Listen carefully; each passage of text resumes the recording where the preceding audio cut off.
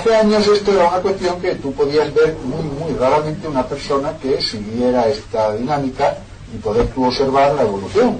Eso tiene que ser una decisión exclusiva del individuo, del paciente. Entonces era muy difícil encontrar una persona que tomara esa decisión. Por otro lado, incluso uno decía que no sabemos si eso va a evolucionar de esa manera. Pero hoy, estoy hablando 20 años después, en lo que a mi experiencia respecta, cada día veo más gente viene con un diagnóstico de cáncer de mama desde hace 4, 5, 6, 8 años y no se ha hecho nada.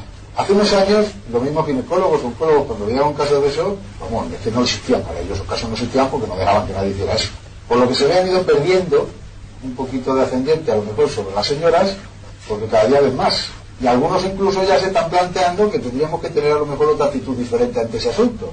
Como ya conozco ginecólogos de todos los colores y algunos de ellos están formados por nosotros, no en esto, sino en otras cosas también. Entonces observan, y al observar se dan cuenta en esas mujeres, sin asustarlas, sin tal igual, porque el tema aquí es el miedo.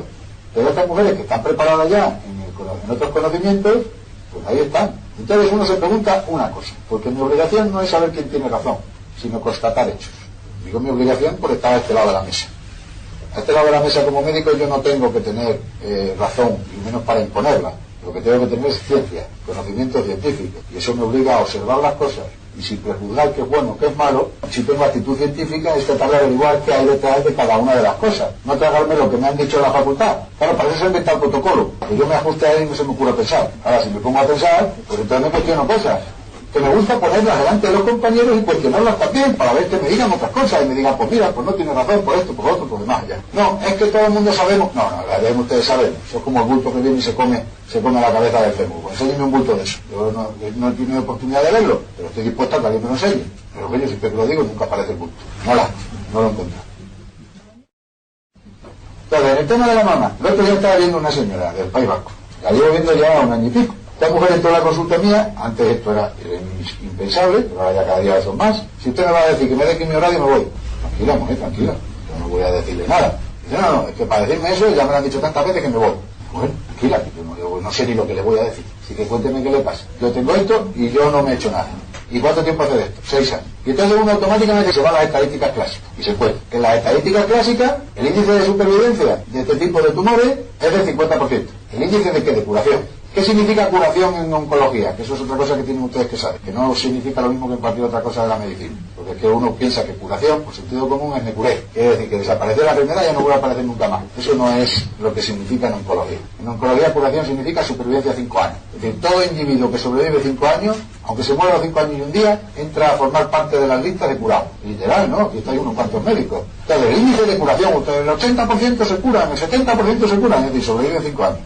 Jamás he visto las listas alemanas y ha estado observándolas todas y analizándolas todas. Entonces, ¿cuál es la supervivencia cuando la cirugía no interviene? Entonces le voy a decir la jugada, porque la cirugía es una estrategia curativa en el 40% de los casos en los que se ha podido extirpar todo. 40% de los casos, no la estadística. En aquellos que no se ha podido extirpar todo, que por lo tanto nos tenemos que recurrir a otras técnicas clásicas, ¿cuál es la estadística? De curación, es decir, de supervivencia a 5 años. 2%. Entonces, de que el cáncer de mama se cura en un 80%. Bien, se diagnostica muy a tiempo. Se extirpa, la cirugía es curativa, podemos quitar del medio. Y encima le estamos diciendo a la gente, uy, te lo he cogido a tiempo para curarte. Con lo cual la otra se va feliz para su casa y dándole gracias y mandando un jamón de patanera todos los años al médico. Con lo cual de conflictos añadidos, nada. Pero ¿qué ocurre con aquella que no ha podido operarla? Que ya, esto me ha llegado tarde. Es que ya viene, que ya se ha pasado los ganglios, lo otro, de más allá. Pues que ahí nos vamos a una estadística, vamos a poner, de supervivencia a 5 años del 50%. Bueno, pues esta mujer tiene 6 años, con esa historia ahí. Metástasis, no tiene ninguna. Marcadores tumorales, 0 patatero. Analítica, perfecta. Y ahora yo soy oncólogo clásico, ¿qué hago? ¿Estás loca? Porque es que el 50% de las cuerdas ya se han muerto. Que fueron las que vinieron a mí, diría el oncólogo, ¿no? Sería para que se lo planteara como mínimo. Yo no digo ahora que vaya a decir esta es la vía. No. Pero sería para que se lo planteara. O sea, cada vez que veamos un caso de eso será para que nos replanteemos qué coño estás haciendo.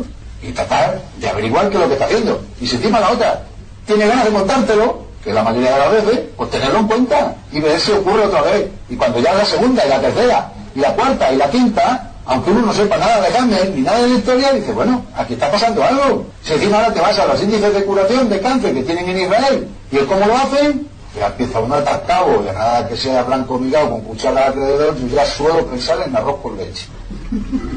Suelo pensar, pero estoy dispuesto a pensar en cualquier otra cosa que no sea blanco migado con cuchara alrededor y que no sea arroz con leche.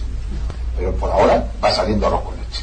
Entonces, quiero decirles, por tanto, que aunque parece una aberración esta interpretación que se tiene de ese tipo de patología tan habitual, por desgracia, que se llama cáncer de mama, esa aberración será aberración el día que se ponga encima de la mesa que todo eso que Hammer ha sacado no es válido. Sin embargo, todas las universidades, que ya son 4, 3 que yo conozca, 2 de ellas las tengo yo los certificados, autenticado ante notario alemán y con traducción jurada al español, de la Universidad de Viena y de la Universidad de Düsseldorf. Las dos esas las tengo yo porque Hammer me las entregó a mí hace muchos años para que yo me defendiera ante una denuncia del colegio médico. Y cuando luego la vio, digo, ¿de qué estamos hablando aquí? A hacer puñeta al colegio. Claro, y me dio la razón. Y que estaba claro. Me preguntó, ¿usted no lo ha pedido tú por el médico? Digo, no, señor, me lo pego. Yo la primera noticia que tengo me entero por la prensa de que me han denunciado. Y estaba yo el presidente del colegio médico y agachó la cabeza. Y pues bueno, pues vale, retírese. Y digo, aquí no hay motivo ninguno de nada, esto está verificado. Está verificado. Y esa verificación existe. Ahora ya está la de Eslovaquia, la de Chequia, que también está. Es decir, en todos los casos donde se ha tratado de verificar en una universidad que escoge pacientes y ver si se cumplen estas leyes en todos y cada uno de los casos estudiados. Porque si no es en todos y cada uno de los casos estudiados, no son leyes, son hipótesis. Las leyes, el cumplimiento en todos y cada uno de los casos. Y en todas y cada una de las patologías que cada paciente tenga. En la universidad, por ejemplo, de Düsseldorf, fueron 25 pacientes y el que menos tenía 5 enfermedades. Y entonces lo que valoraron es si se cumplía a nivel psíquico, a nivel cerebral, todos con escáner, y a nivel orgánico. Y se cumplía la primera ley, que era que el shock psíquico era causante del tema, y ocurría a los 3 niveles a la vez. Segundo, que era un proceso bifásico, y estuvieron viendo las fases, efectivamente se cumplía toda la sintomatología de las 2 fases. Y tercero, la tercera ley de Hammer era si correspondía a los tejidos y evolucionaba los tejidos como él te estaba diciendo que evolucionaba, también perfectamente. Entonces certificaron que se cumplía.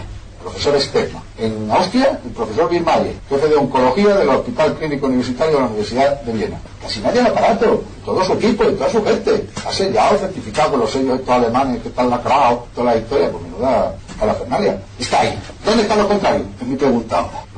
¿Dónde está aquel que niega por antemano? ¿Por qué? Como todo ser humano, en defensa, porque tiene miedo, es negar lo que no conozco. Pero solo los necios creen que no existe más universo que el que ellos conocen, decía Apple. Entonces, ¿dónde ha cogido usted que no cree en ellos? Se ha puesto a desmontar. En este librito van a ver ustedes lo que le cuenta el abogado de la Universidad de Tübingen, porque él presenta a la Universidad de Tübingen la validación de su trabajo, Hammer. Como es doctor de esa universidad, la universidad tiene la obligación de pronunciarse sobre ellos. Y esa obligación legal, por ley. Fíjense los años que han pasado, todavía no se ha pronunciado. Se han nombrado en sucesivas etapas 5 peritos diferentes, los cuales se han hecho 5 enamorados del descubrimiento de Hammer.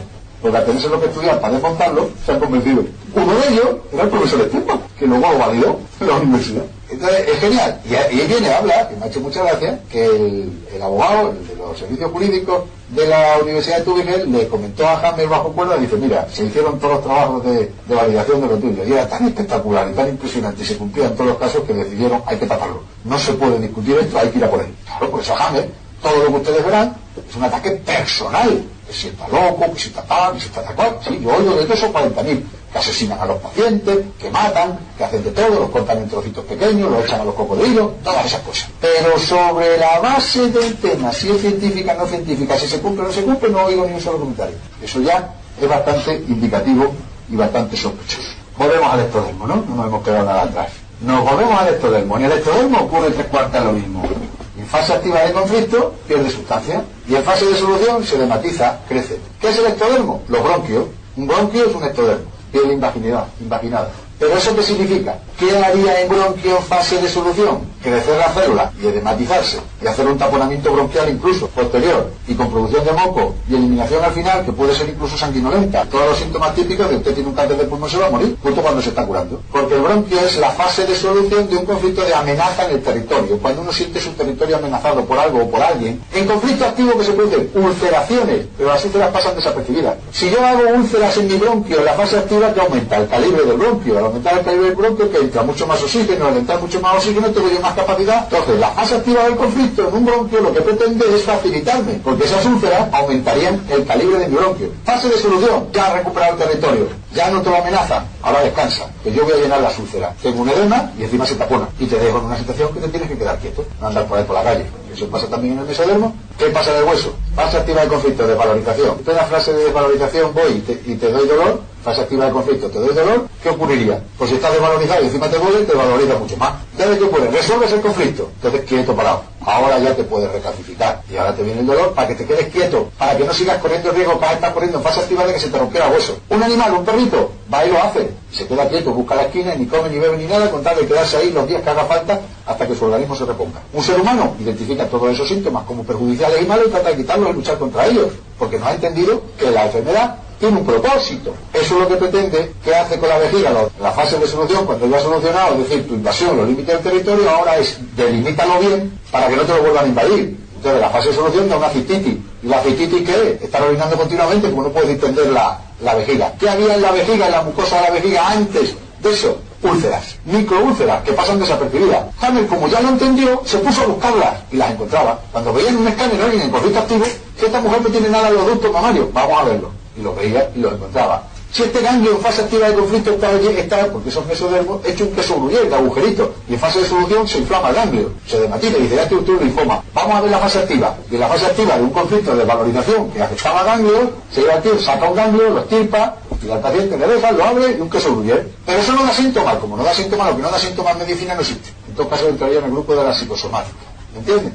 En la fase de solución, ese ganglio se dermatiza, ese ganglio empiezan a proliferar células, ese ganglio por tanto se inflama, y en ese momento es cuando te lo diagnostican. Porque la gente le sale un ganglio en el cuello y eso no lo ve todos los días, sale corriendo al médico y dice, te pillé, ven aquí. Analiza, veo células multiplicándose, ya está. Como solo veo la segunda fase y no tengo ni idea de que existe la primera, no puedo interpretar adecuadamente lo que estoy viendo, solamente como malignidad. El problema no es que yo lo interprete, el problema es que se lo he hecho al paciente. Tiene usted un cáncer de tal. Y la palabra cáncer, nos guste o no nos guste, todavía asusta a mucha gente. Porque desde hace un tiempo vi un programa de difusión médica que se hacía en televisión, hace ya un tiempo. Y ese día tocaba el servicio de urología. Y estaba Pepe con la mujer, con una pinta de campesino pobre que no podía con ella, de 70 y tantos años, que le habían hecho una biopsia de próstata. Y entonces están grabando como el urólogo le está diciendo, bueno, José, pues ya sabes, te hemos hecho esto para ver si en realidad pues esto es un cáncer o no lo es, así que vamos a tardar una semanita en que nos lo diga, así que tranquilo, pues venga, no, que no te ha dolido, ¿verdad? No ha dolido, nada, vete para casita y dentro de una semana vienes que tendremos ya los resultados. ¡Ah, qué encantador es México! ¡Qué maravilloso! Pero claro, a uno se le está poniendo los palos de sombrajo porque uno piensa, ¿qué semanita se va a pasar este hombre? Pues la misma que os pasáis vosotras después de haber puesto la teta por la machate, en una mamografía esperando los resultados, o han hecho una biopsia, o han hecho una citología, o han hecho todo eso, pues tienen que hacer una vez al año obligatoriamente, porque si no sois unas insensatas. ¿Vale? ¿Qué ha hecho entonces?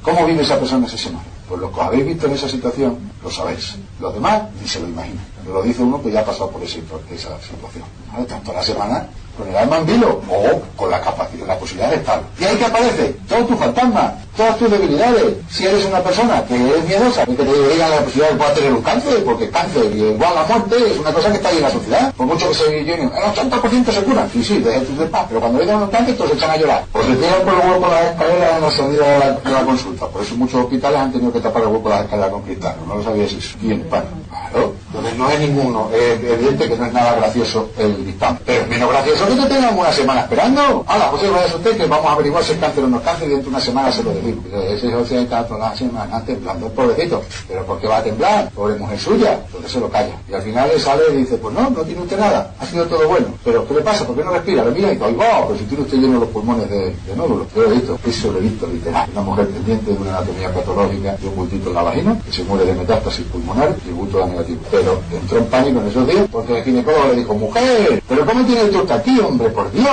¿pero cómo ha tardado tanto en venir? Pues vamos a ver ahora qué hacemos con esto. Ahora, yo aquí ya no puedo hacer nada. Vaya usted al hospital clínico. La mandó al hospital clínico ese mismo día. Una mujer que había subido a la consulta del ginecólogo a pedir cita porque se le había pasado la revisión con el carrito de la compra. Y le dijo la chica, pues mire, han fallado los pacientes, pero ahora si vengo sudada, que vengo a la calle y tal igual, nada, lávese aquí un momento y tal, porque el doctor está ahora de brazos cruzados. Y ya darle hora va a ser más difícil. Bueno, pues ahora, cuando la otra las pruebas, ¡pum! ¿Pero qué has hecho? ¿Pero qué tienes aquí? Encima que ¿qué has hecho? Como si ella fuera por la culpable. Y esta mujer se va corriendo al clínico, ya al clínico y le hacen una biopsia, saca, bueno, pero vamos a tomar muestras y a mí no falta nada. Fue a los resultados de la biopsia, ya no podía respirar. Cuando llegó a nosotros, tenía una suelta de globos que se llama en el pulmón, terrorífica y tremenda, toda llena de tumores, vino ya con la bombona de oxígeno cuando la vimos, y a las 48 horas se murió. Llegó la muerte.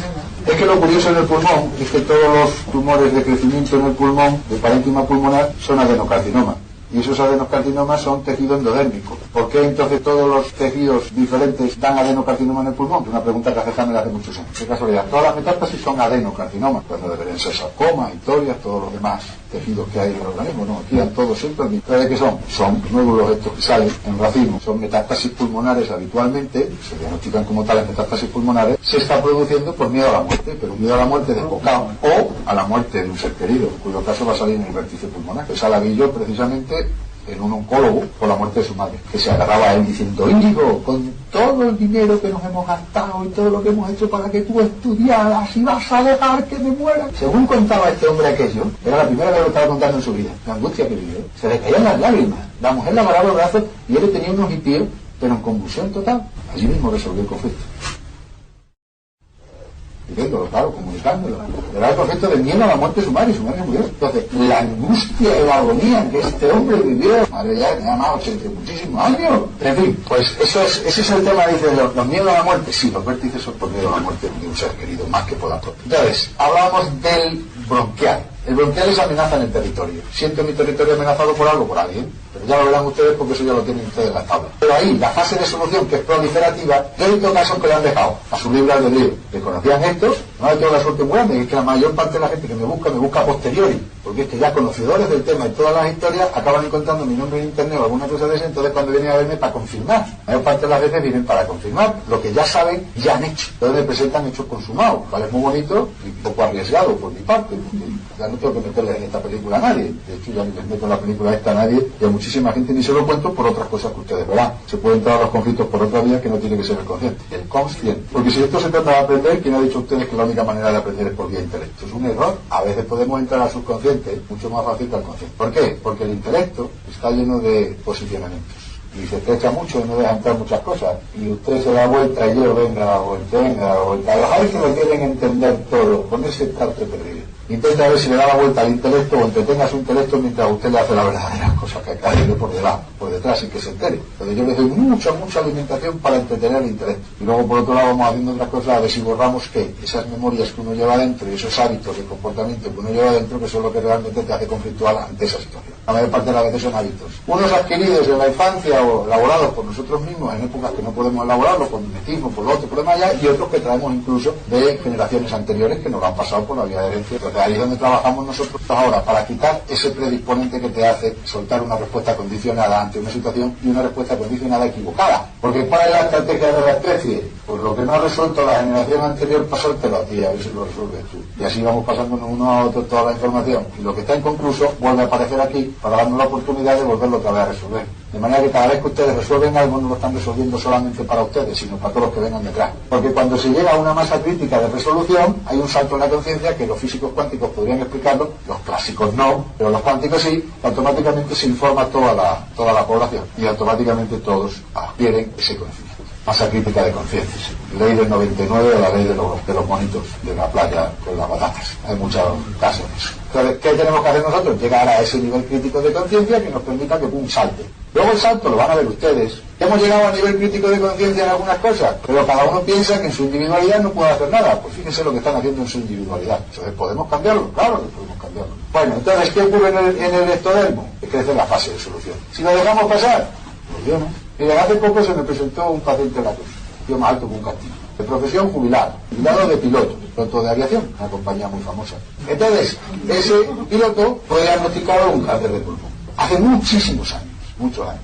Y entonces llega a mi consultorio y cuando me saca el tío la cabeza, va perfectamente, me saluda y me dice, no sabe las ganas que tenía de conocerlo. Está mi mujer por ahí, que no vaya a pensar cosas raras. ¿Y eso? Dice, qué alegría, por fin conocerle. Y dice, ahora le voy a contar que yo me fui diagnosticado de un cáncer de pulmón en fase terminal. Cuando me lo diagnosticaron ya está. Pero yo entendí el conflicto. Y entendí el conflicto que era que me lo había producido con una hija mía. Porque digo, ¿qué pasa? Lo tenía en el vértice pulmonar. Ya ven, en el vértice pulmonar. Yo me fui a Navarra me lo contaron, en Navarra me dijeron, Talarín, que te vi. Tiene ya los ganglios mediastínicos, toda la historia está, y yo lo entendí perfectamente, y dije, quita para allá, hombre, a mí no me dais nada ni me hacéis nada, que esto me lo voy a curar yo, lo mismo que ha entrado me ha salido. Dice, y efectivamente era por miedo a la muerte mía. Entonces dije, ¿pero esto qué es? Y se lo había trabajado él solito. Desde luego encontré, agárrate, luego, porque esto fue en el 91, luego encontré una cinta de usted, lo cual certificaba lo que yo había hecho. Eso es la famosa cinta esta de los curas.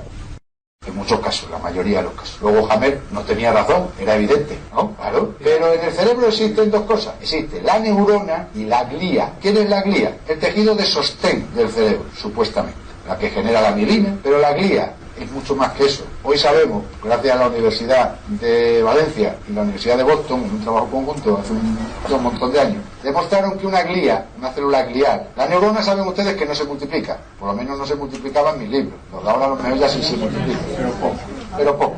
Sigue siendo todavía una vaga, ¿verdad? Es solo la capa granular del hipocampo que puede no solamente multiplicarse de vez en cuando, o sea, te lo digo así no lo estamos tomando en la neurología, como sí, se multiplica de vez en cuando, incluso de vez en cuando se diferencia en otra neurona distinta y encima emigra también, bueno, a veces se va al sitio donde falta la neurona y se coloca allí, o sea, una estupidez, tampoco para tenerla en cuenta. Una neurona que se multiplica cuando antes no se multiplicaba, que se diferencia para hacer una función concreta y que encima emigra y se va a un sitio donde faltaban esas neuronas, ¿es para no tener en cuenta la capa granular del hipocampo? Hombre, por Dios, es para levantarle un altar y estar todo el día allí, darle que te pegó averiguando a ver cuál es lo que induce eso. Lo hicieron en conejos. ¿Qué hicieron? Indujeron a una glía a convertirse en neurona. Entonces la glía se puede convertir en neurona. Y encima la neurona ya convertida, que es de la capa granular, la capa especial de neuronas que hay en el hipocampo, que es el que controla la memoria. Curioso también que sea en ese sitio, coño, podría haber sido en otro lado.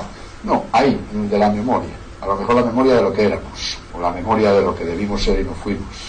¿O de lo que somos? Poeta. Sí, pues es que la vida es poesía. Entonces ahí, de pronto, se producen esas historias maravillosas de migraciones de neuronas, de multiplicaciones de neuronas, de todas esas cosas. Lo que yo venía a contarte es la glía, ese tejido conjuntivo, tejido de sostén, como el armazón de la película, porque la que manda, la que sabe hacer las cosas, es la neurona. Es una neurona que se quita una glía. Por eso los cánceres de los tumores cerebrales son gliomas. Astrocitomas, un astrocito, que es una glía, solo se producen en las células gliales. No hay tumores de neuronas, porque se tendría que multiplicar y no usar. Curioso, ¿verdad? Pero la glía, curioso también, es la que genera el campo magnético del cerebro. Por eso Hammer decía que se produce una alteración de campo electromagnético de una zona concreta del cerebro. ¿Quién descubrió eso? ¿El qué? Que lo que Hammer, la cartografía de Hammer, no es una cartografía neuronal, sino una cartografía glial. Es una cartografía del campo magnético cerebral. Eso lo descubrió Jorge Carvajal. Es fuerte. Entonces no puede coincidir con los relés neuronales. Entonces son relés diferentes que ustedes se tendrán que aprender como se tiene que aprender cualquier neurólogo, porque no se lo han enseñado. Estos relés no existen en la neurología clásica, porque la neurología está basada en las zonas de comando de los órganos, pero a nivel neuronal, no a nivel glial. Entonces esto es un mapa glial del cerebro,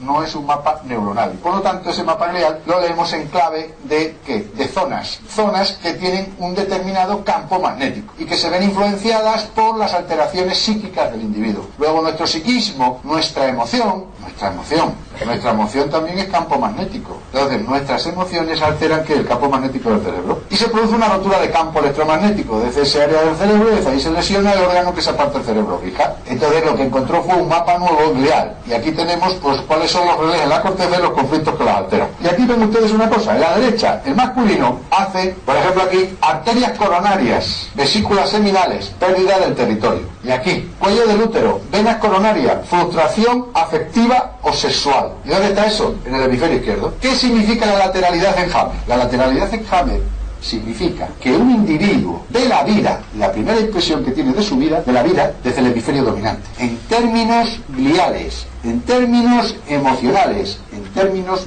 electromagnéticos. Veo la vida, ¿por qué? Por el hemisferio dominante. Por lo tanto, si soy diestro, la veo por el hemisferio derecho. Y resulta que los relés de Hammer son diferentes los del hemisferio derecho que los del hemisferio izquierdo. Luego, si yo conflictúo ante la vida, primero conflictúo desde mi hemisferio dominante, que es el primero que la ve y el que elabora la respuesta. Entonces, si yo estoy trabajando con mi hemisferio derecho, miedo frontal, algo que me viene de frente y que me ataca. Amenaza del territorio, bronquios. Pérdida del territorio, rencor, odio, disgusto territorial. Delimitación del territorio, miedo en la nuca, ataque por la espalda. O sea, todo es la defensa del territorio. Es el hemisferio derecho, la conquista y defensa del territorio. En la izquierda, prisa en el tiroides, miedo, susto, pánico en la laringe, frustración afectiva o sexual, pérdida de la identidad, delimitación del territorio. Ahí coincido con el hombre. Miedo en la nuca, ataque por la espalda, también coincido con el hombre. Pero los demás, ¿qué ocurre? Aquí Defiendo mi territorio, con lo cual ataco, o respondo contra el otro, pego contra el otro, aquí pego contra mí mismo. Oye, cuando se cambia... Pues te vas al otro, a los conflictos del otro. Voy a explicarlo y así lo vais a entender. Bueno, problemas en el trabajo. O llego a mi casa y me encuentro a mi mujer con otro en la cama. ¿La mujer qué es para mí? Si soy varón diestro y manejo el hemisferio derecho. Propiedad. De mi territorio. ¿Qué hago? Saco pistola y mato. A ella porque es propiedad mía y a él porque se ha metido donde no debía. ¡Pam, pam! Porque para macho, mexicano, yo. Eso hace el varón. ¿No? Mujer. Pilla al marido poniéndole los cuernos. No mata. ¿Cómo que no? Si es mujer diestra y está en edad fértil, ¿no? Su hemisferio es el izquierdo. No lo vive como pérdida de territorio, como frustración afectiva. Se echa a llorar y entonces pega contra sí misma. No le doy a mi marido lo que mi marido necesita. No he sido capaz de enamorar a mi marido, que se ha tenido que ir con otra. Acaba incluso hasta justificándolo. No se separa de él, incluso le aguanta la infidelidad. ¿Me han entendido? Pero ella pega contra sí misma, no contra el capullo este que está aquí. Bueno, ¿qué ocurre? El hombre diestro actúa con su hemisferio dominante. En caso de hacer un conflicto en este hemisferio, por ejemplo aquí, ya no puede ver la vida desde este lado, porque esta la tiene bloqueada por un conflicto. Ante un siguiente conflicto de pérdida de territorio, ya no puede vivirlo como pérdida de territorio, porque ya lo tiene ocupado. ¿Me has entendido? ¿Y cómo lo vive? Como frustración afectiva. No me quiere. Porque ya ahora se tiene que pasar al hemisferio contrario. ¿Entiendes? Esa es la clave de tener un conflicto activo en un hemisferio. Que ya la vida por ese trozo, por este trocito, no puedes verlo así. Entonces aquí vengo a contarle una cosa muy interesante. Es un caso real. Es un señor que va a ser, espera ser nombrado presidente de una empresa, está el director general, presidente es el dueño, una familia poderosa, con una empresa muy potente en Cataluña. Y entonces él espera ser nombrado, que ha sido la mano derecha del presidente siempre, ahora cuando el presidente se jubile, pasa él a ser presidente de la empresa. Hace 2 años le ha puesto, porque además el dueño de la empresa no tiene hijos, le ha puesto un sobrino, que es un cantamañana, es muy jovencito, le ha puesto con él para que le enseñe, para que tal. Y va el ayudante del director general, que es él, va al sobrino. Llega el momento del otro ya jubilarse, que ya no quiere seguir más, y entonces va a nombrar presidente, y él va a la empresa. Ese día, como va todos los días y todo, pues nada, hoy va a ser la reunión de todos los consejeros y todo, y todo tal, y entonces allí el otro lo que desvela es que se va, efectivamente, ya lo sabíamos, pero nombra de presidente a su sobrino. Este se pone malito. Shock psíquico altamente traumático, te pilla a contrapié, porque no inesperado, sino te pilla a contrapié, también inesperado, pero le pilla a contrapié, no, eso no se lo esperaba. ¿Por qué? Porque lleva 2 años con el sobrino, este es un cantamañana, encima me lo van a poner encima, no puede ser, esto era imposible, impensable.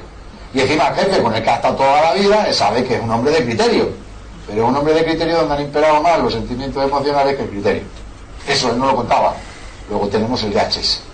Libido en aislamiento, tiene que poner encima buena cara, porque al fin y al cabo el dueño puede hacer lo que le dé la gana. Pero se siente indispuesto, porque así no puede y se va para casa. Y entonces a las 12 de la mañana se larga para casa. Primera premisa fundamental, todos los hombres diestros que hayan estado en esta. Cuando vayan a ir ustedes a casa a las 12 de la mañana, que no es habitual, procuren llamar previamente por teléfono. Ya, madre. Solo para decir que va. Para que su mujer se ponga guapa, nada más. Porque este no lo hizo, llegó a casa y ¿qué hizo? Al llegar a casa se encontraba la mujer con otro en la cama, literal. El pobre, de esos días que uno dice no me levantaría. Madre mía. ¿Qué? No tendría que haber levantado. Pero no termina. No termina. ¿Qué hizo este hombre? Se fue a la cocina y se puso a llorar. Entró en una cosa que llamamos, son 2 conflictos activos a la vez. Uno, conflicto de pérdida del territorio, y el otro de frustración sexual o frustración afectiva.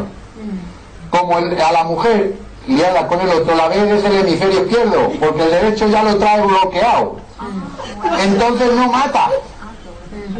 Pero contra sí mismo, claro. Si yo he estado dedicado a la empresa todo el tiempo, no he hecho nada y tal y igual, así la he dejado. La pobrecita pues ha tenido que ir a buscarse un apaño y se va a la cocina a llorar. No sé de qué coño estaré riendo, pero lo estoy pasando muy bien y me encanta. Ah, por esto, parece que estoy así, ¿no? No, por eso. Lo que vas a decir es que salió de puntillas para que no... Casi para no molestar, ¿no? Y se fue a la cocina, se sentó en un taburete, le contaban los meses, echó a llorar y entró en depresión. La depresión nerviosa son esos dos conflictos activos a la vez. Ya lo saben para todos los que le han deprimido. Conflictos de pérdida de territorio más conflictos de frustración de pareja o afectivo o sexual. ¿Y no has encontrado todavía una depresión? Que no lo tenga. ¿Tú la has encontrado alguna psiquiatra? Tampoco. Pero claro, dice, eso no puede ser, coño, póngase a buscarlo, póngase a mirarlo, y dentro de 2 años, cuando haya visto 200, viene y me lo cuenta y me dice, pues me he encontrado 20 que no lo eran. Entonces yo me retiro. ¿Cómo has dicho que es conflicto de qué? Pérdida del territorio en el hemisferio derecho, frustración de pareja, afectivo, sexual, en el izquierdo. Lo tienen ahí. O sea, ¿Y eso es depresión? eso te hace entrar en depresión nerviosa. Ahora ocurre una cosa, cuidadín aquí lo más bonito e interesante, como salga del conflicto. Y entonces, la pregunta fue la siguiente. Al estar en depresión, este hombre estaba a salvo. ¿A salvo de qué? Cuando se crea esto que se llama constelación esquizofrénica, aunque la palabra esquizofrénica no es muy adecuada, pero bueno, constelación cerebral, si ustedes quieren, se llama a cuando el organismo tiene 2 conflictos activos a la vez en los 2 hemisferios cerebrales. Entonces, la orden que pasaba del cerebro al órgano no pasa, pero en su lugar se crea un estado psíquico.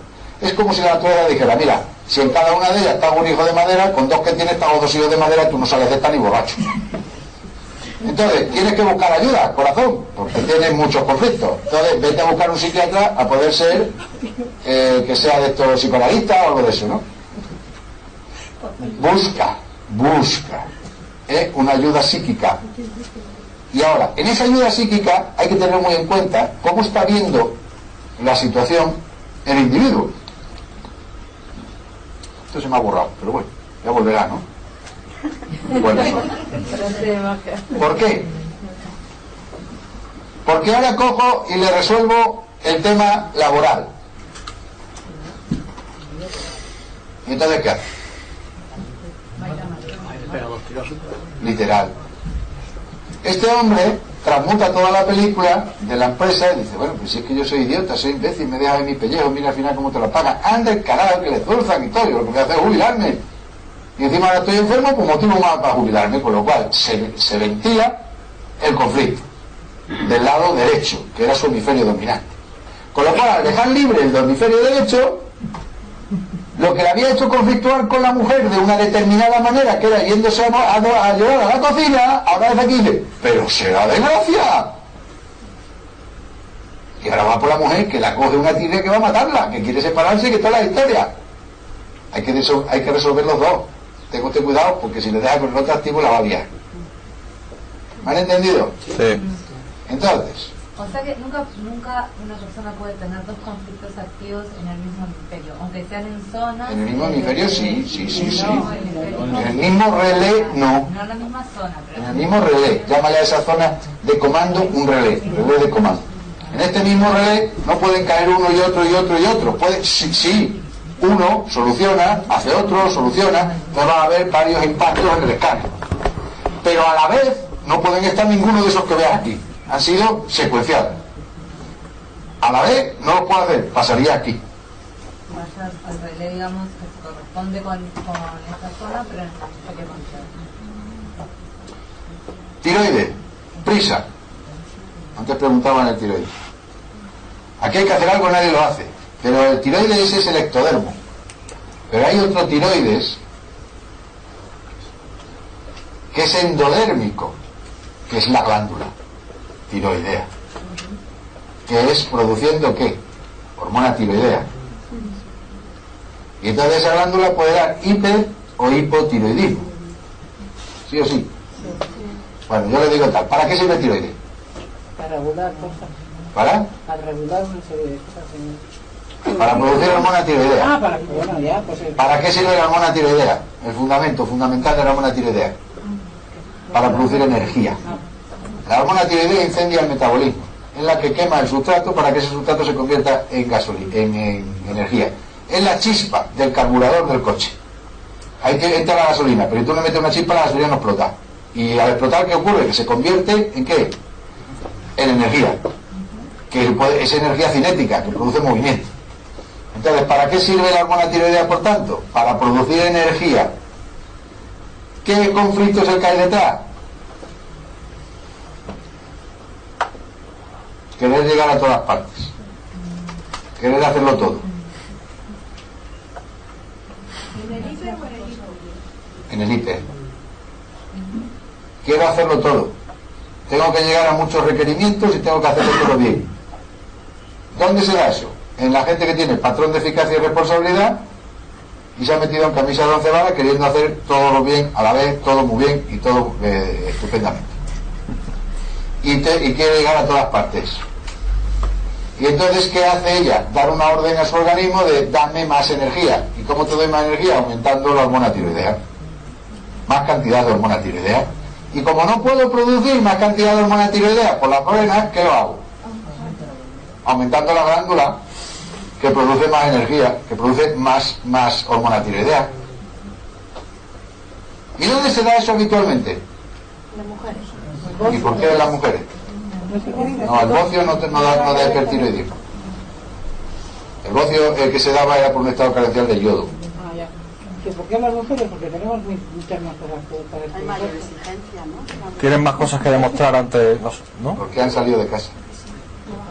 Ah, claro. Ah, ¿verdad? No, claro, no, ¿por qué? Porque Sí, han claro, salido de que casa. sí, claro. Han salido de casa para ir a trabajar. De su territorio. Tiene que volver a hacer el trabajo. Sin dejar la casa. Claro. Pues está claro. Porque está compitiendo con el hombre. Claro.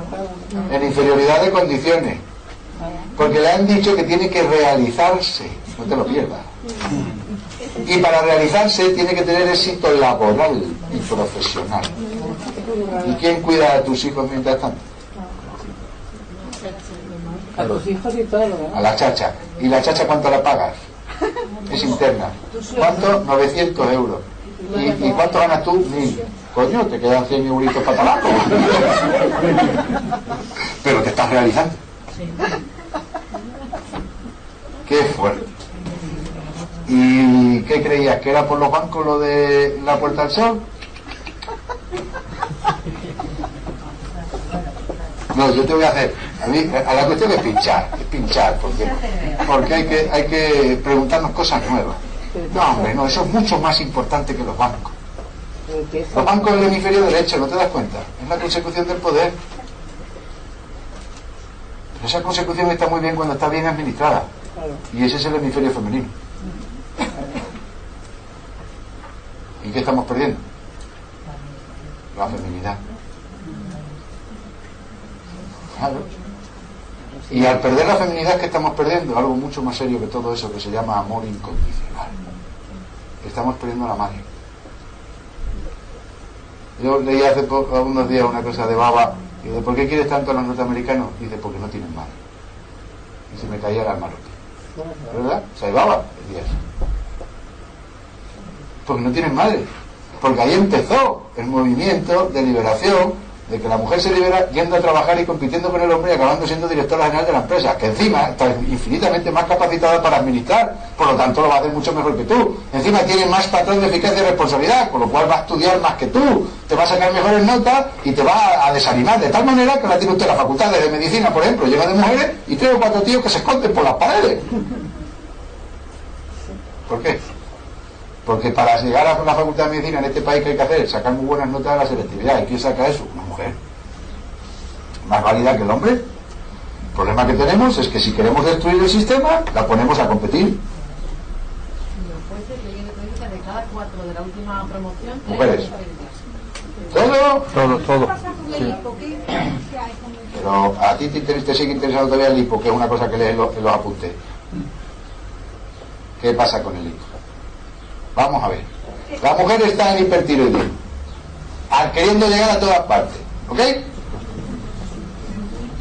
Que es llegar al trabajo, llegar a los niños, llegar a la casa, llegar al marido, llegar a las amistades.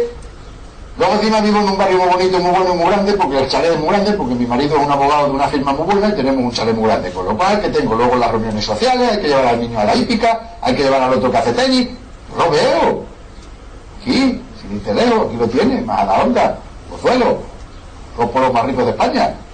Pues ahí los tienes, toda la gente que vive ahí está en ese plan. ¿Cómo están? Hipertiroidismo uno tras otro. E hipotiroidismo. ¿Y cómo se producen esos hipotiroidismos? ¿Qué es el hipotiroidismo? Lo contrario.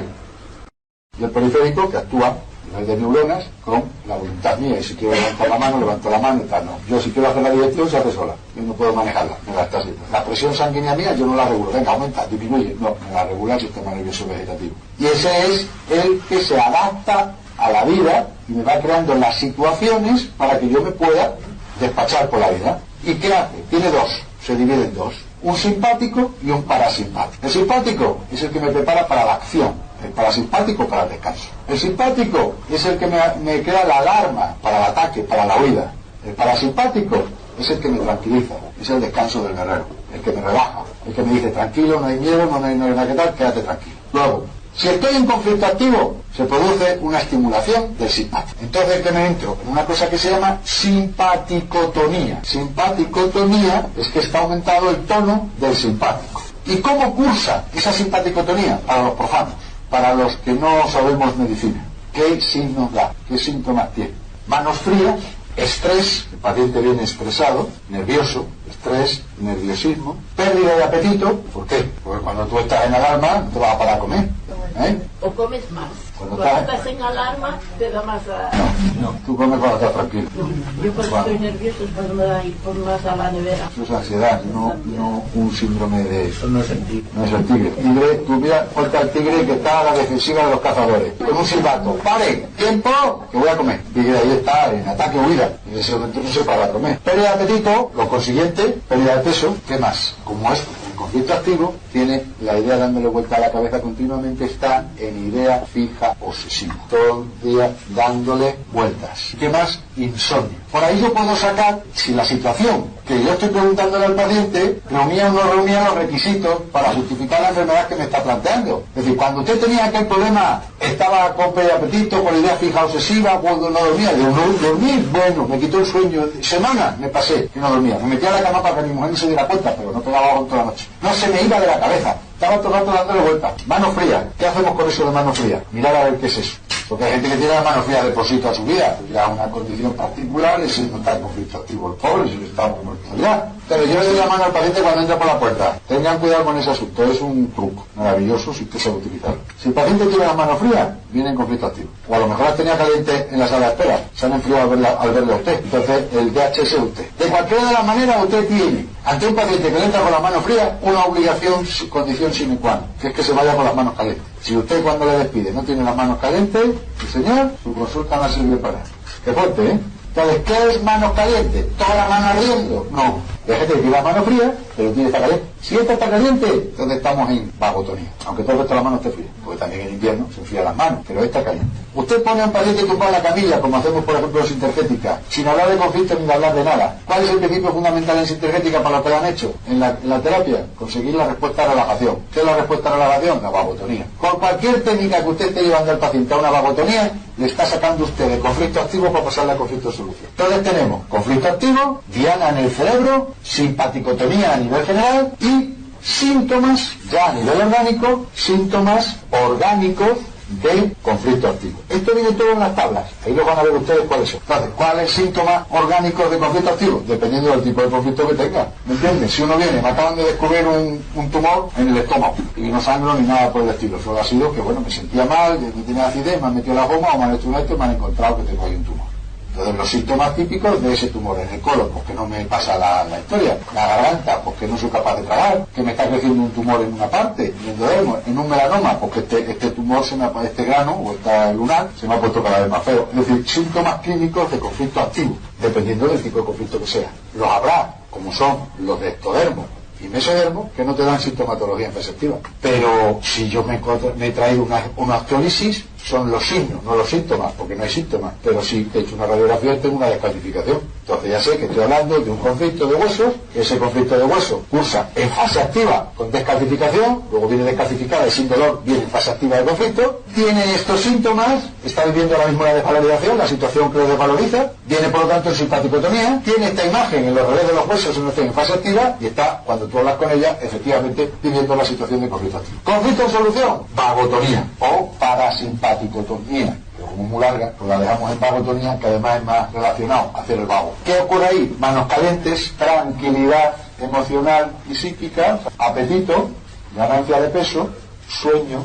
Cuando el conflicto ha sido muy duro, muy importante, y pasas a vagotonía, la vagotonía es vagotonía profunda. Esa situación no se sabe interpretar por la gente. Tan profunda que no te quieres mover de ningún lado. Entonces está ardiendo, que ella puede aparecer a partir de ese momento fiebre y puede aparecer de todo. Eso ya lo verán ustedes con los síntomas de fase de solución que vienen en las tablas. Por enfermedad, así que no tienen problema. Entonces, ¿qué pasa a nivel general? Está usted caído, derrotado. Pero claro, eso de estar, que no puedo tirar con mi cuerpo. Que encima hasta tal punto puede llegar la vagotonía que se te quita hasta el hambre y las ganas de comer y de todo, porque no tienes ganas ni de comer. Y estás tumbado en un sofá. La gente identifica eso como empeoramiento de la enfermedad. Cuando te da la gente tirar, arrastrar, y después tirar, le va a decir, ¿estás sanito? No, en nuestra cultura no. La cultura de los perros sí. Porque buscan la esquina más tranquila y se tumban, pero el perro es un animal con sentido común, que eso es lo que no tenemos los humanos. Entonces, ¿qué hace tu organismo? Te está diciendo, quieto parado, vamos a restaurar el daño causado, déjame tranquilo y quédate aquí. Pero tú que dices, no, tengo que salir de aquí, y si no, me deprimo, y si no, me hundo, y si no, lloro, y si no, me hago la víctima. Porque nadie te ha enseñado que esa es la fase de restauración de tu organismo. Pero sin embargo, a nivel conflictual, ya no estás en conflicto activo, sino en conflicto de solución. Se ha solucionado el conflicto. Las manos ahora están ardiendo. Uy, este muchacho tiene fiebre, mira cómo tiene las manos ardiendo. Ya la tiene,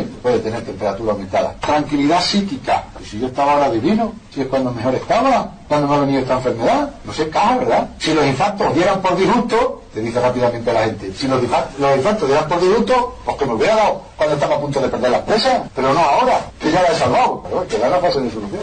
Apetito, si ya hemos salido de esa fase profunda, ganancia de peso y sueño. Si es que se queda todo el día dormido. ¿Y qué hace la familia? Tratar de despertarlo, hombre, así no puede ser todo el día durmiendo, no. Hay que despertarlo, ¿para qué? Para saber que sigue todavía vivo. Porque dormido todo el día, a ver si se le va a parar la respiración y no voy a enterar. ¿Qué es lo que busca el familiar habitualmente? Tranquilizar su ideología, apaciguar sus miedos. ¿Y cómo se apaciguan los miedos ante la posibilidad de equivocarme en la toma de decisión? Muy fácilmente, ¿dónde va Vicente? ¿Dónde va la gente? ¿Qué hace todo el mundo? Si tú haces lo que hace todo el mundo, si te mueres, es porque te tenías que morir, porque no hayas hecho lo que había que hacer. Por lo tanto, yo no seré culpable, pero si consiento que sigas por ese camino de lunáticos alucinados que te han dicho que te puedes curar, o esa idea que te has metido en la cabeza de que tú solita te puedes curar, vamos, que a esta altura que tú solita te puedes curar con el trabajo que cuesta sacarse una carrera de medicina. Hombre, por Dios, insolente. Entonces, si sigues por ese camino y te mueres, yo no voy a poder soportar la culpa que tengo de no haberte convencido de que siguieras por ese camino. Entonces, al final, los familiares, con toda su buena intención del mundo, lo único que están es que sobrepasados por la situación y tratando de eludir su miedo, de salvar su miedo. Entonces, nosotros tenemos que darnos cuenta de eso. Y el paciente también, en la medida de lo posible, para que pueda decidir libremente. ¿Y qué creemos, y qué tiene que hacer, por lo tanto, en una situación de este tipo? No crear una confrontación entre pacientes y familiares, porque si llevas a la confrontación, pues vienen todos los conflictos añadidos, que son lo que luego llamamos metástasis. ¿Qué ocurre a nivel orgánico? Síntomas orgánicos de conflicto en solución. Y aquí con esto hemos acabado la primera, la segunda y la tercera ley de Hub. La cuarta son los microorganismos. Los microorganismos, cómo actúan en fase activa y en fase de solución,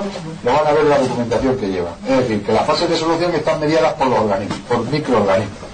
Luego pueden aparecer infecciones, pueden aparecer un montón de cosas, estamos en fase de solución. Y luego, la quinta ley es esa ley que nos viene a decir que los llamados síntomas en realidad son estrategias de la naturaleza que ocurren por algo, que tienen significado, que no ocurren por casualidad, ni una mala suerte que nos ha tocado, ni una cosa así sin sentido común, que existen por algo y tienen un principio. Hemos visto en la vejiga, era marcar el territorio que lo habías marcado cuando estabas en conflicto activo. Ahora ya lo has resuelto, pues ahora puedes marcar todo tu territorio. Entonces tenemos la cititis que nos permite echar. En el riñón, ahí verán ustedes que la quinta ley, en algunos casos, el sentido biológico de la enfermedad o de los síntomas se produce en fase activa de conflicto. En los endodermos, el sentido biológico se produce en la fase activa, que es, voy a producir más células para tratar de digerir lo que no estoy digiriendo. Pero luego en los mesodermos y los ectodermos veremos que el sentido biológico se produce en la fase de solución. Estate quieto, no te muevas, para eso tienes el dolor, porque estabas descalcificado, hasta a punto de romperte, no te has roto, ahora que te vas a curar da tiempo a que yo te recalcifique y entonces te puedas mover. Marca tu territorio ahora, porque ya has resuelto el conflicto de invasión de los límites del territorio, para que no te lo vuelvan a invadir, márcalo bien. Te pasas todo el rato orinando por la cititis, que es la fase de solución. La leucemia es la fase de solución de un conflicto de desvalorización profunda a nivel de médula ósea. En la fase de solución pasa por una fase leucémica. Si en ese momento te diagnostican, ya estás. Mieloma era también en fase activa. Mieloma afecta huesos, descalcifica, fase activa de conflicto. El lupus eritematoso sistémico es un síndrome. Tiene 3 cosas, luego tiene 3 conflictos. Tiene un conflicto de separación, por eso afecta a la piel. Tiene un conflicto de desvalorización, por querer hacer algo y no poder, verte obligar a hacer algo que no quieres, por eso afecta a la articulación. Y tiene un conflicto de desarraigo, de sentirse fuera de lugar, por eso afecta al riñón. Es un síndrome con 3 cosas a la vez. Pero no me pregunten más, les dije esta mañana que iban a acabar haciéndolo. Una cosita, venga, para que te tomen el café tranquila. ¿Qué diferencia hay entre todo lo que nos has explicado y el cáncer que pueda tener un fumador empedernido? ¿Cáncer de qué? ¿De pulmón? Sí, claro. Te voy a contar un caso, lo acabamos antes, que tuvimos en Málaga. Me acuerdo cuando yo vi el caso, en el lavabo una mañana, ha hecho un esputo de sangre. Me dice, sí. Digo, y tardaste por lo menos 2 meses o 3 en ir al médico desde ese esputo. Justamente 3 meses. Digo, cuando llegaste al médico, digo la placa, ya tenías cáncer de pulmón. Claro, ¿qué sentiste? Padre de 5 hijos, 45 años, depende todo exclusivamente de ti, en tu familia, en la supervivencia de tu familia. ¿Qué sentiste cuando una mañana estabas afeitándote, que viene la típica flema del fumador matutina, y sale una flema que cae al lavabo y va llena de sangre? ¿Qué sentiste? Miedo a la muerte. ¿Por qué? Ya está aquí. Mira que me lo vienen diciendo. Mira que me vienen avisando. Mira que las campañas que me hacen en televisión, en todos lados, entonces no había estas campañas. Pero a todo el mundo le decían que el tabaco es muy malo, que mata, que te lo relacionan con el cáncer y con todas las historias, ¿no? Y entonces, ¿qué ocurre? Que tienes miedo a la muerte. Tanto miedo tienes que no vas al médico, porque si hubieras ido al médico en ese mismo día te encuentras que no, tienes el pulmón limpio, no hay nada. Ah, pues esta sangre que ha salido es típica de qué? Típica de la faringitis crónica que teníamos todos los fumadores, que eso sí produce. ¿El tabaco es dañino? Por supuesto. No nos vayamos a equivocar, vamos a pensar aquí ahora que yo estoy defendiendo el tabaco. El tabaco es dañino. El tabaco produce bronquitis crónica obstructiva. Se carga el movimiento vibrátil de los cilios del bronquio. Aumenta, por lo tanto, la dificultad para eliminar las secreciones bronquiales. Esas secreciones se nos paralizan en el bronquio. Eso es foco de infección continua. Podemos hacer neumonía, podemos hacer de todo. Es decir, ¿para qué le voy a contar? A nivel vascular, hace desaguisados y destrozos.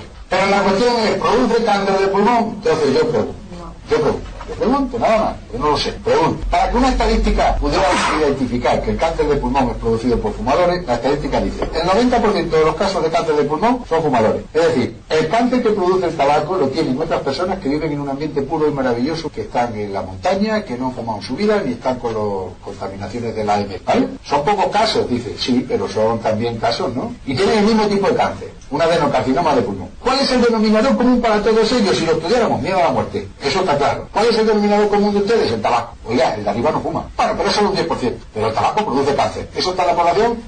Bien. Demos la vuelta a la historia. ¿Cuántos fuman en Israel? 1 de cada 4 fuman en Israel. El 25% de la población. ¿De cuántos habíamos hablado? 7 millones y medio. Dividamos 7 millones y medio entre 4. 1.800.000. En Israel fuman. ¿Cuántos mueren de cáncer de diario allí? Al año. 152. De todos los tipos. Están disminuyendo el cáncer de pulmón y todos han dicho allí toda la historia. Vamos a poner que el cáncer de pulmón se lleva 50 tíos al año. De 1.800.000.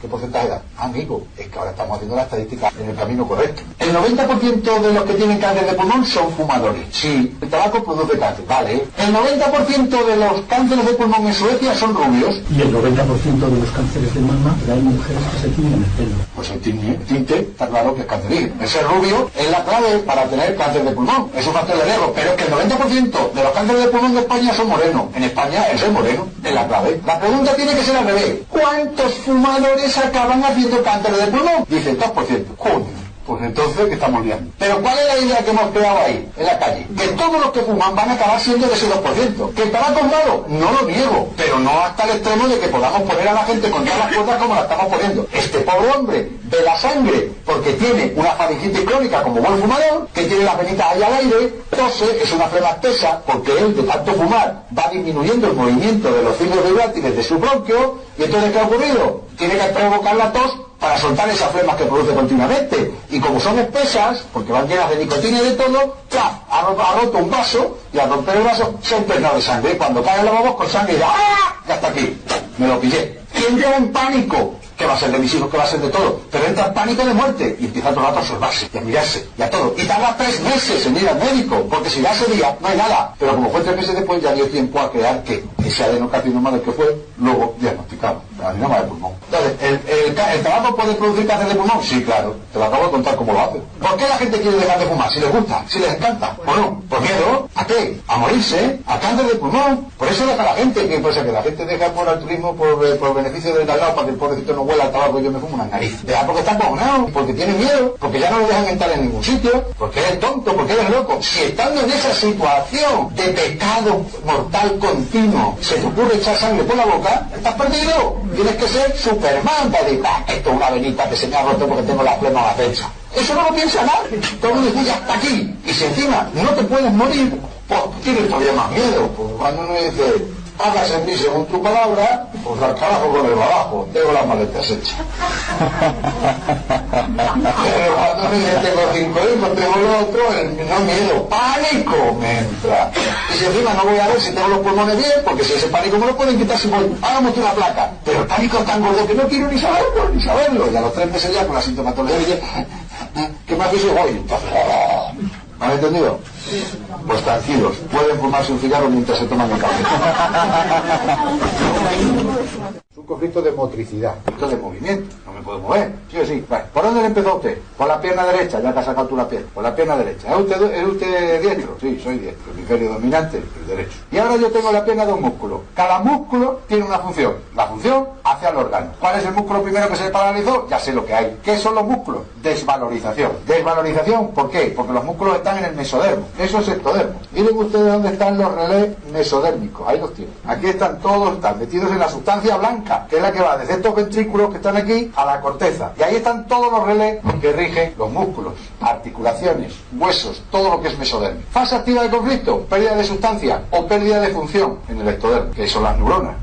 Corteza motora. Entonces, la corteza motora, pérdida de su función, en conflicto activo. ¿Conflicto de qué? De motricidad. ¿Qué significa qué? ¿Qué es un conflicto de motricidad? Querer hacer algo y no poder, o verte obligado a hacer algo que no quieres. ¿Dónde empezó? Por la pierna. Vamos a preguntarle. ¿Por dónde empezaste a notarlo? Yo empecé a notarlo aquí adelante. ¿Para qué? ¿Qué es este músculo? Lo primero que se me paralizó, que era que yo iba andando, coño, y el pie se me quedaba atrás y me chocaba en el suelo, arrastraba el suelo. Entonces, ¿qué ocurre aquí? ¿Para qué sirve este músculo? ¿Este músculo cuál es? El cuádriceps. ¿Cuál es su función? Levantar la pierna. Entonces, primer movimiento cuando yo voy a hacer algo, levantar la pierna. ¿Cuál es el primero que le doy la orden? Al cuádriceps. Este me levanta. Luego ya vamos a ver, como el tibial anterior y todo, me va a estirar la pierna y ya voy a dar el paso. Luego, si yo quiero ir a un sitio, lo primero que hago es mover este. Y si no puedo, pues no lo muevo. Querer hacer y no poder, te paraliza, y lo vives conflictualmente, el músculo anterior. Estoy en el borde de la acera de la parada del autobús. Justo en el borde, que es lo que dice mi mujer, que a mí me encanta. Está siempre en los bordes de cualquier sitio, de la escalera, de todo. Estoy aquí en el borde. Vienen por detrás mía uno que se va a sentar allí, que viene el tío de cachondeo porque viene con los amigos. Y me da un empujón que me va a ir a tirar a la calzada. Pero pues está pasando coche. ¿Y yo qué hago? Esto, ¿no? Sí, y me manda por detrás porque no me quiero ir para adelante ahora mismo. Si que voy para adelante me caigo encima de ella. ¿Y cómo estoy impidiendo irme para adelante? Contrayendo la musculatura de atrás, el tríceps, las nalgas, todo esto. ¿Entiendes?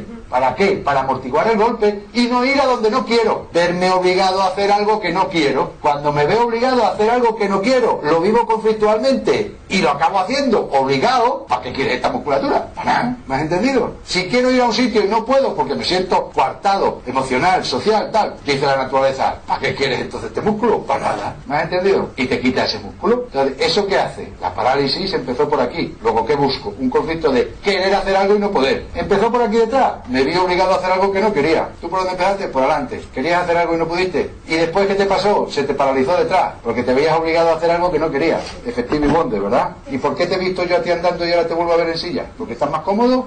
Soluciona el conflicto. Entramos y volvemos a salir, caemos y volvemos a levantarnos. Muy bien. ¿Qué es lo que me interesa? Me interesa que se levante, literal, en todos los aspectos. Interiormente primero, pues si no se va a levantar de la silla. Pero es que ya le he visto levantado de la silla, después de haber tenido una conversación, ¿te acuerdas? Y nada más salir de la consulta a los 2 días estaba andando, con su diagnóstico de esclerosis múltiple ya en fase avanzada. Ya has venido aquí a los grupos con un bastón. Pero ¿qué pasa? Que el ser humano vuelve a caer una y otra vez. ¿Eso es lo preocupante? No, lo preocupante es que no se levante. Claro, caemos 200 veces. ¿Y qué? Si nos levantamos 201. Estás desbloqueado. Yo no quería decir nada. He venido con mi novia. ¡Oh!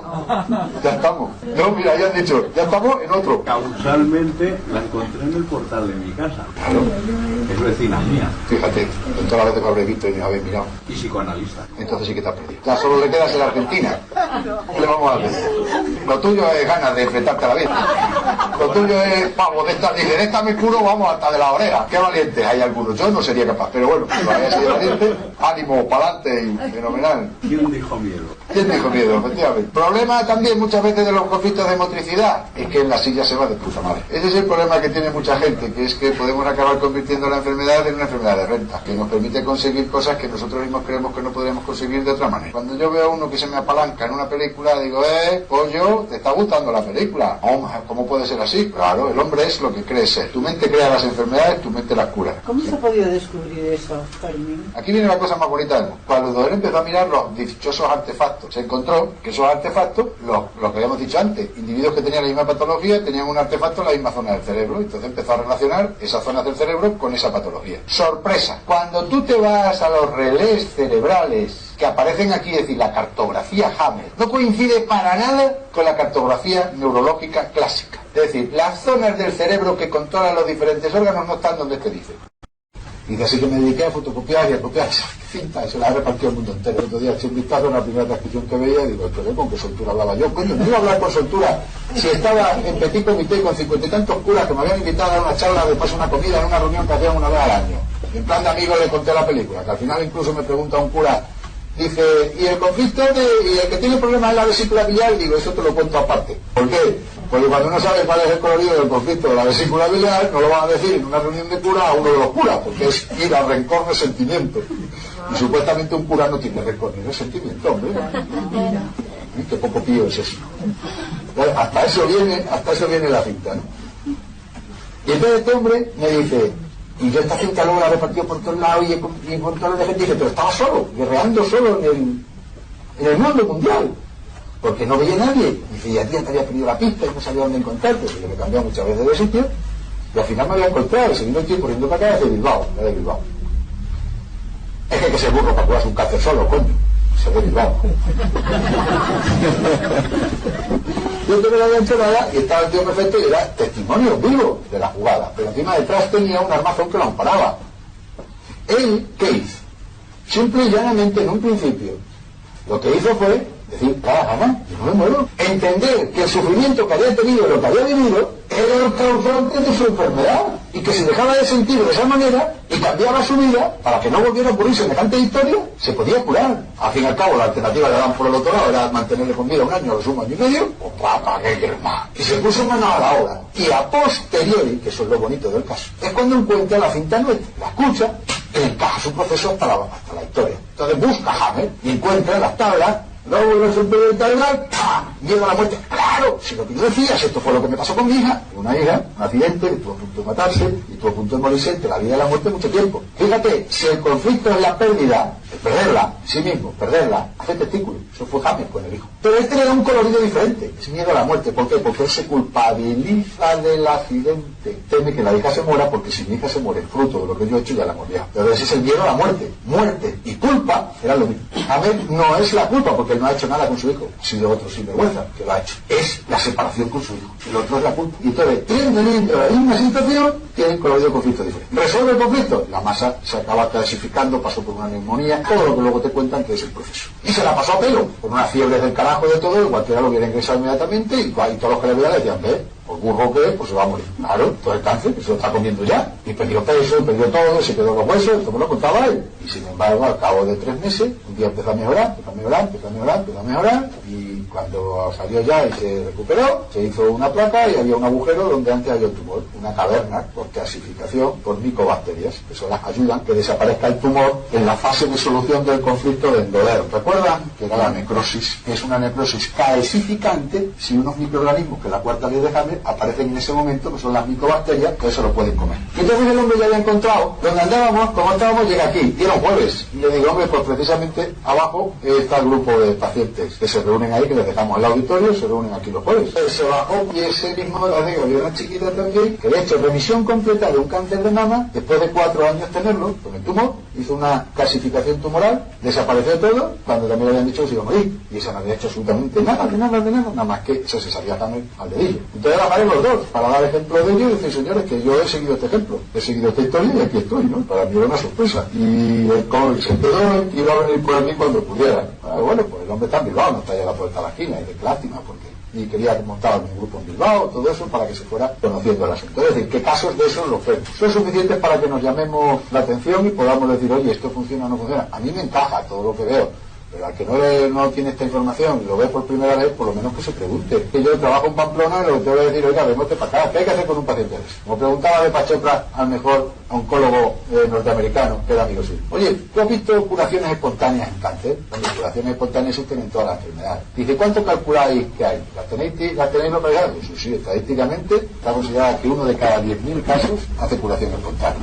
¿Qué entendemos por curación espontánea? Entendemos por curación espontánea que el que se cura contra pronóstico y de una manera que no es conocida. No se puede justificar su curación por ningún método conocido. Entonces, espontánea. Entonces dice, me estás queriendo decir que para uno que se cura con un procedimiento que vosotros no conocéis, no dedicáis ni un solo dólar para investigarlo y estáis gastando todo el dinero en investigar a los 9.999 que se mueren por el otro lado. Y entonces el oncólogo dice, pues si es planteado de esa manera, desde luego que es verdad, que queda como un poco sorprendente. Como un poco sorprendente, lo que queda es para salir a llorar. Entonces, en la Universidad de Atlanta, hace unos añitos, 2 elementos neuroquímicos de la Universidad de Atlanta dijeron, vamos a investigarlo. Y se pusieron a investigar todos aquellos que están tipificados de curación espontánea. Como allí en el país de la estadística, todos están bien localizados y bien estadificados. Y empezaron a buscar de las diferentes patologías, a ver si encontraban entre ellos algún denominador común que justificara su curación. Y encontraron 4.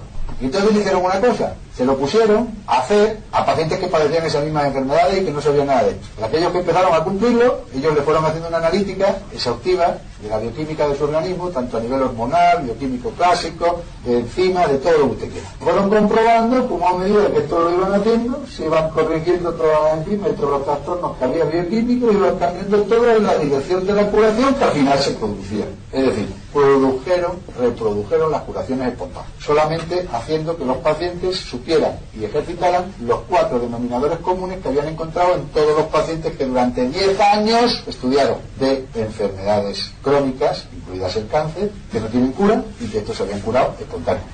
¿Cómo se llama ese señor? Joe Dispenza. Claro, cuando hicieron todo esto y lo sacaron después de 10 años, hecho con rigor científico, perfectamente académico, hecho con todos los protocolos que se necesitan en la universidad para que un trabajo sea validado, intentaron publicarlo. Sorpresa, no se lo publicaron en ninguna revista. Sorpresa, que no es una monja encarcelada, sino el golpe que uno se lleva es que le van a publicar algún gran descubrimiento que ha servido para la humanidad, que no se lo publican. Ya tuvieron que dar una rueda de prensa y luego pues cogerse el latillo y echarse al mundo, o dar charlas por ahí, a ver si poquito a poco se va enterando la gente, porque lo que es, como tenga yo que esperar que se lo comuniquen los poderes establecidos, van de cráneo. Lo que acaba de pasar ahora con el tema de los 5 fármacos antidepresivos mejores del mundo mundial, que los han evaluado en Inglaterra en un trabajo multidisciplinario, multicéntrico, y con una barbaridad de casos, las han evaluado contra placebo y contra ejercicio físico. Y han descubierto que los 5 fármacos contra placebo no tienen ninguna mejoría. Tienen el mismo porcentaje de éxito el placebo que los que toman cualquiera de los 5 fármacos, hablando de los antidepresivos. Pero lo más gordo del asunto es que se quedan con la altura del zapato el ejercicio físico, que ha demostrado ser lo mejor de lo mejor para curar una depresión. Ahora vas y lo cuentas. Entonces, hay un follón, estamos todavía en ese follón ahora, hay un follón porque quieren publicarlo, y hay un follón que les impide publicarlo, pero es multicéntrico, hay mucha gente involucrada. ¿Cómo nos tapamos la boca a todos? Pues lo están consiguiendo, porque no se publican los resultados. ¿Solo por qué? Quieren publicar los resultados contra placebo. Ya es un desastre, eso ya se había hecho en unos norteamericanos y ya ha salido, el psiquiatra me lo puede negar si se puede negar esto. Y claro, si ahora resulta que ponemos a los depresivos a hacer deporte, ¿cuál es el fármaco más vendido en España? Los fármacos, el tipo de fármaco más vendido son los analgésicos antiinflamatorios, y el segundo los antidepresivos, ansiolíticos, vamos, toda la gama esa. Y resulta que no superan al placebo. En el Estados Unidos superaban al placebo en un 1,5%, que es el margen de error de una estadística, con lo cual se apuntaba el margen de error de la estadística a su favor. Bueno, pues esas cosas no se publican. El hecho de que no estén publicadas, porque claro, yo me encuentro muchos clásicos que ante una exposición de este tipo te dicen, ¿y eso en qué revista se ha publicado? Como diciendo, si no se publica en una revista, no sirve. A mí me acusaron de practicar una medicina no científica. Colegio Médico de Málaga. Por lo tanto, el atentado a la lex artis médica. Y por lo tanto, delito contra la salud pública, 2 años de cárcel. Eso me pedía el Colegio Médico. Entonces, a mí se me ocurrió decir una cosa. Yo practico una medicina no científica. Muy bien. Señoría, yo quiero saber qué es científico en medicina, para saber cuáles son las características del científico y ver si las cumplo o no las cumplo. Y después se quedó así. Y digo, ¿cómo? ¿Cómo es eso? Sí, si yo estuviera mandando un medicamento, que tenga ensayos clínicos o que no los tenga. Pero yo hablo con los pacientes, charlo con los pacientes. Ni les mando nada ni les quito nada. Solamente me meto en una parte que no se mete en ninguno de los demás. Entonces quiero saber, en ese contexto, un médico que es científico en medicina. Y por lo tanto que me lo diga. Claro, entonces el otro se pone así, señor, ¿verdad? ¿Y qué nos puede decir esto? Pregunte a los que han acusado. Presidente del Colegio Médico. ¿Qué es científico en medicina? Que haya sido publicado en una revista de reconocido prestigio. Mi abogado se queda con los ojos puestos un tiempo favelado. Claro, profesor de Derecho Penal de la universidad. Había que agarrarse. Dice, o sea, que yo mando un artículo en una revista de reconocido prestigio, me lo publican, ya soy científico. Por esa regla. ¿Cómo que según eso? Es que hay algún otro eso. Ustedes no saben qué es eso, y nada más que eso. Claro, ¿dónde está el libro de los protocolos? No lo he visto. Lo llevo buscando los años. Esto lo dice el protocolo. ¿Qué protocolo? ¿Dónde está escrito? El protocolo es que usted aplique una técnica que sea novedosa, pero si usted tiene el aval de que se ha publicado en British Medical Journal, usted llega, no, es que esto se publicó en British, se acabó. Esto se publicó en Lancet, se acabó. Eso es lo que le da a usted patente de cosa ante los tribunales, de haber cumplido el método científico. El juez hacía así y se quedó, no puede ser. Vamos a preguntar al siguiente, jefe de oncología del hospital que me había denunciado. No del hospital que me había denunciado, porque el hospital no me había denunciado, el Colegio Médico, pero él pertenecía y era un proboste. ¿Qué es científico en medicina? Pues que haya sido presentado en un congreso internacional de reconocido prestigio. Entonces mi abogado dice, o sea, usted me está queriendo decir que yo mando una ponencia a un congreso y si el comité organizador del congreso considera que mi ponencia es interesante, yo voy y la expongo. ¿Y qué expongo? Algo que no sabe nadie, porque yo soy el primero que la ha hecho y por eso la expongo, porque es un congreso y yo la expongo. Y les cuento una historia que ninguno sabe, pero por el mero hecho de haberla contado, ya soy científico. Y después me daba crédito.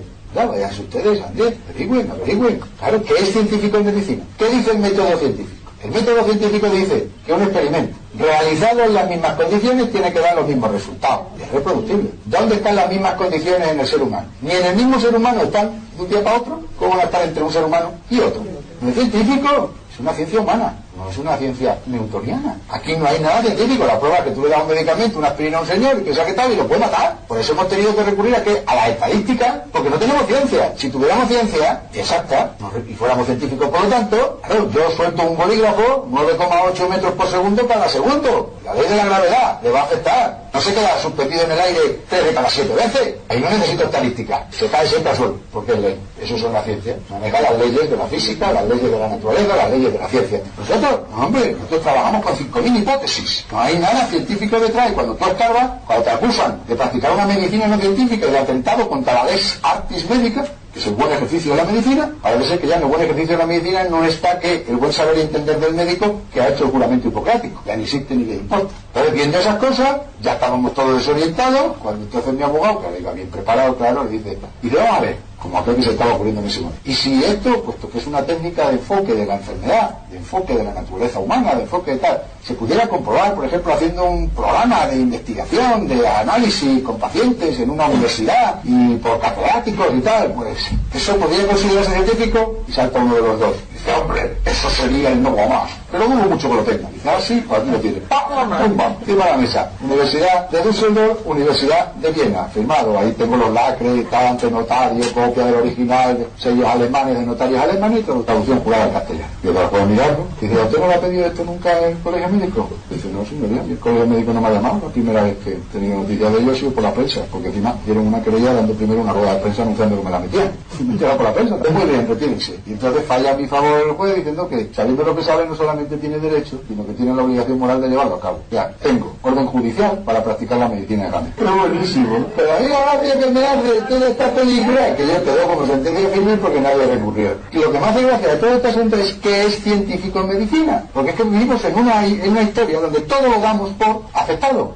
Nos tragamos hasta los informativos de la televisión y las llevamos al espíritu de verdad absoluta. Y lo que no ha salido en el telediario o en Telecinco no existe.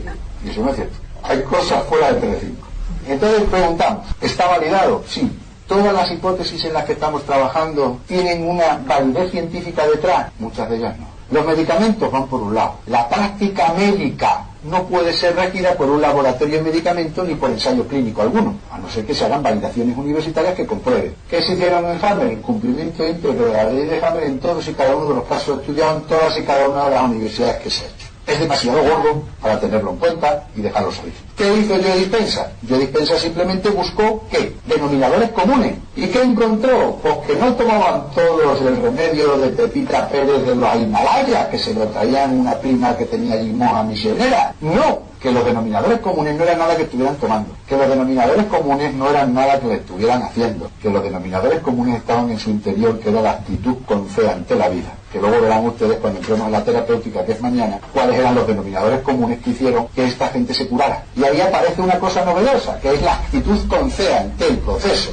Entendiendo el proceso como esto me quiere decir a mí algo, y por lo tanto una oportunidad de aprendizaje. Y que además, que lo más bonito del asunto, que lo decíamos de esta mañana, eso no está reñido con los tratamientos clásicos. Encima, que no se me asuste la industria farmacéutica. ¿Por qué se me asusta? Porque cuando empecemos a hacer esto, tarde o temprano, todo lo demás se va a ir a la porra. Entonces, eso es lo bonito que tiene este asunto, es que pilla a uno que no sabe lo que hacer, pero otros que no saben cómo responder. Entonces, además está saliendo una especie de Wikileaks de las investigaciones interesantísimo, porque han destapado que todas estas enfermedades nuevas... Sí, sobre el invento de la enfermedad. Eso ya apartado ahí echarse a morir. Muchas enfermedades están inventadas. Bueno, no se alarmen, no se bajen las vestiduras, los clásicos que puede haber aquí en este auditorio. Solo les remito a la gripe A. A ver, los que no se han vacunado. ¿Cuánto tiempo hace que se han muerto y no se han enterado? ¿Cuánto hace que se han muerto y no se han enterado los que no se han vacunado la gripe A? Que eso era lo que nos decían. Como no te vacunes, te vas a morir. Pero lo peor era que iban a obligar a vacunarse a todos los trabajadores en instituciones públicas, que eso sí que era fuerte. Sanitarios sobre todo.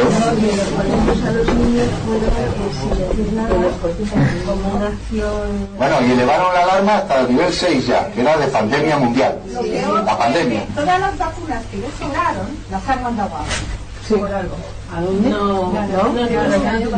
Pues querían. Yo sé que tú te encanta África y que defiendes mucho África y que luchas por África. Usted se va a vacunar de la gripe A, quiera o no quiera. Por las buenas, por las regulares o las medio pensionistas. Pero se me acaba vacunando. ¿Por qué tanto interés? Pero lo más importante del asunto, ¿acordáis de la monja esta de Barcelona que salió? La pusieron a bajar del burro, casi le van a echar del tema, se metieron con ella. Resultó que ha sido cumplido al milímetro todo lo que dijo. Y yo me lo conozco eso al dedillo, es decir, que me lo estudié. ¡Clavado! ¡Cacao! Ni la han subido al papado, ni la han nombrado santa, ni se ha vuelto a nombrar nada de ella, ni nada de nada. Pero es más, a todos los que la atacaron, la persiguieron, la hicieron todo, no les ha pasado nada. La presidenta de la OMS tendría que estar ya, salió que iba a abierto una comisión que iba a investigar, pues no sé dónde está ni qué ha hecho la comisión, y ahí sigue, y aquí no ha pasado nada, y viva la Pepa, ¿no? Lo de Patarroyo, conche, tú por lo bueno que eres investigador, qué bueno que eres, ¿cómo te has puesto a investigar en la malaria, que solo ocurre en el tercer mundo, en vez de investigar en la artrosis, qué es lo que tiene el primer mundo y qué es lo que deja dinero? Esa frase es del presidente de la Organización Mundial de la Salud, en su despacho, contado por Patarroyo, está publicado en el ABC. Diciéndole eso, el presidente de la Organización Mundial de la Salud, cuando estaba en el acto, en su despacho, recibiendo la patente de la vacuna contra la malaria que se la entregaba a Patarroyo a la Organización Mundial de la Salud. ¡Qué fuerte! ¿Qué? Gratis. Cuando en ese momento, ya le habían ofrecido $60 millones por la patente. Y renunció a él.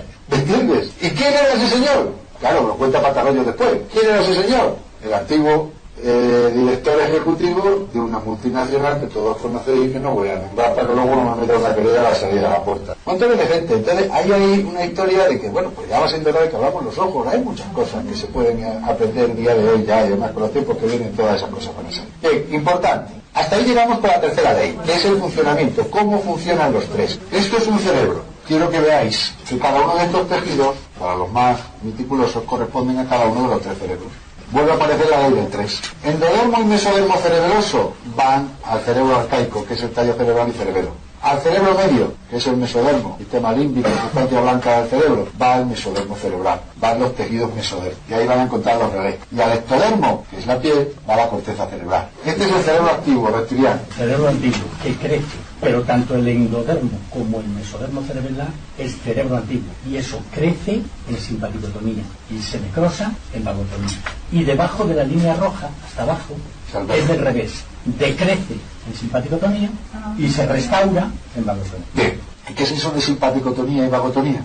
Cuando ya tenemos estas tres leyes aquí puestas, me vuelvo a la segunda. Y me vuelvo a ver una sintomatología general, global a todos ellos, que es el simpático, sistema nervioso vegetativo. Pero una cosa importante, tienen que ver ustedes luego que esto da síntomas. Y hay que saber identificar los síntomas que se producen para saber que esos síntomas son de fase de solución o de fase activa. Cambian las cosas. Y ahora me vengo a la segunda ley, el carácter bifásico de las enfermedades. Y en esa segunda ley, en el carácter bifásico de las enfermedades, aparece una cosa muy importante. O sea, que se llama conflicto activo, ¿no? Entonces, hay una sintomatología general, más una sintomatología particular, que es propia de estar en conflicto activo o en conflicto en solución, independiente del órgano al que trate. Es una sintomatología general. Entonces tenemos conflicto activo. Ese conflicto activo, hemos dicho, va a la conflictolisis, y de la conflictolisis pasamos al conflicto en solución. Entonces, vamos a ver los tres aspectos: psique, cerebro, órgano. A nivel psíquico, estamos en conflicto activo, ya lo hemos definido. A nivel cerebro, una imagen en diana en la zona del cerebro que corresponde a ese colorido del conflicto. Fase de solución, esa diana se produce un edema. Luego en la fase de solución, tenemos donde teníamos diana, hemos pasado a edema. ¿Pero qué ocurre? Nosotros tenemos un sistema nervioso vegetativo. Ese sistema nervioso vegetativo es el que nos hace las funciones orgánicas sin que nosotros tengamos control directo de ellos mentalmente, por voluntad, no voluntario. No como sistema nervioso central periférico,